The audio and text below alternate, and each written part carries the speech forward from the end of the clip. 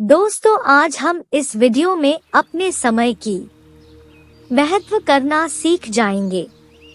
अगर आपको वीडियो पसंद आए तो एक लाइक जरूर करें। एक गांव में 3 लड़के रहते थे। राम, श्याम और राजू तीनों के पिता काफी अमीर थे। तीनों का बचपन बहुत अच्छे तरह से गुजरा था। उनके माता पिता कभी भी उनकी कोई भी मांग को अनदेखा नहीं करते थे। राम के पिता सरपंच थे, श्याम के पिता एक कारोबारी थे और राजू के पिता एक किसान जमींदार थे। छोटी उम्र से ही उन सबको लाड प्यार ने ऐसा बना दिया था कि ना तो उनको मेहनत का पता था और ना ही उनको समय की परवाह थी।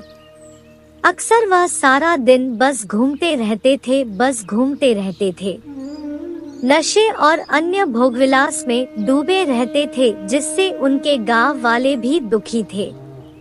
सरपंच और बड़े लोगों के बच्चे होने के कारण उनकी कोई शिकायत कर पाने की हिम्मत नहीं कर पाता था, जिससे उनका मनोबल और बढ़ गया था।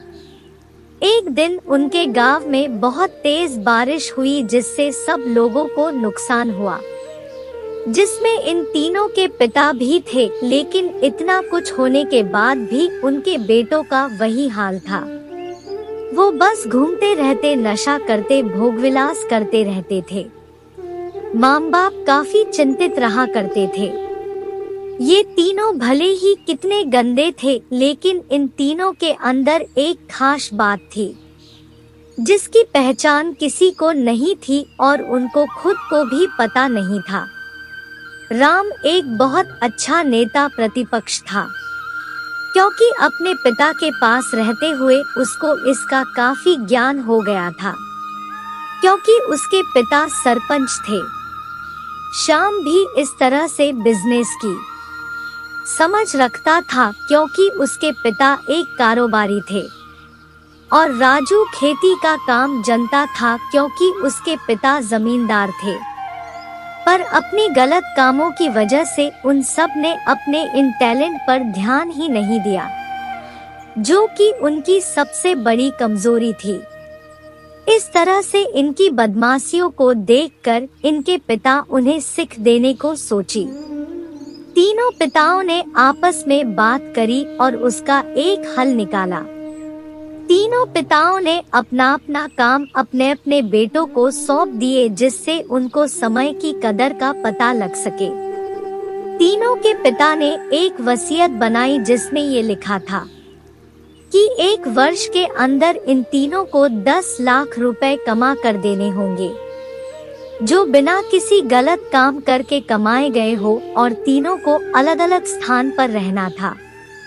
फिर एक दिन अचानक उनको एहसास हुआ कि अगर हम शर्त हार गए तो हम अपनी अपनी जायदाद खो बैठेंगे। धीरे धीरे उनकी चिंता बढ़ने लगी। एक दिन वो इसी उधेड़ धुन में एक पार्क में बैठे थे और कुछ डिस्कस कर रहे थे कि उनको एक छोटी सी लड़की मिली। वो फूल बेच रही थी और साथ में पढ़ भी रही थी।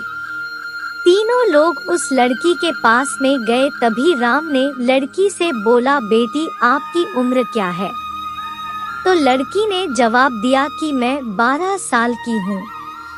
अंकल, इतना सुनते ही राम ने आचार्य से पूछा कि आप इतने छोटे होकर के खेल नहीं रहे हो?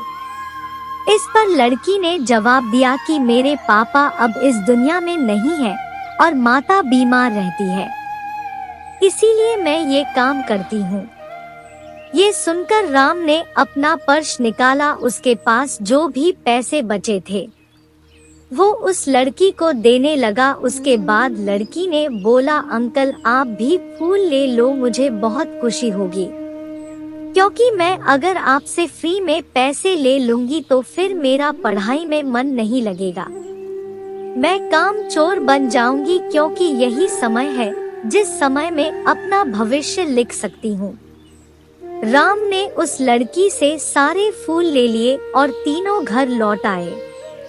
उस फूल वाली लड़की का उन तीनों लड़कों पर बहुत गहरा प्रभाव पड़ा। रात भर उन तीनों ने उस बच्ची के बारे में सोचते रहे। और उन्हें एहसास हुआ कि वो तीनों कितने गलत थे। तीनों ही दोस्तों को एहसास हुआ कि आज भी उनके पास 6 महीने का समय है अपने पिता के दिए गए काम को पूरा करने का और भविष्य बनाने का। इसी दौरान सब ने सोचा कि अगर बचे हुए समय का सही उपयोग करे तो अभी भी बहुत कुछ किया जा सकता है। इस तरह बाकी दोस्तों ने भी सोचा और दूसरे समय में आकर काम तलाशने लगे। पर उनके शर्त में एक शर्त ये भी थी कि उनको जो भी काम करना है वो अपनी पहचान बताए बिना करेंगे, जिससे ये साफ था कि उनको काम नहीं मिला। और जब काम नहीं मिला तो उन्होंने सोच लिया तो अब वो अगर कुछ भी करेंगे तो अपने गांव में जाकर ही काम करेंगे।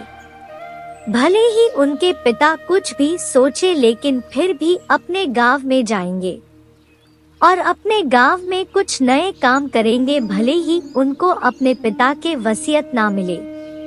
तीनों लड़के अपने गांव में फिर से आए और अपने अपने पिताओं से जाकर के मिले और उन्होंने अपने अनुभव के बारे में बताया और बोला कि वो आगे से ऐसी गलती नहीं करेंगे और वो उन्हें माफ कर दे।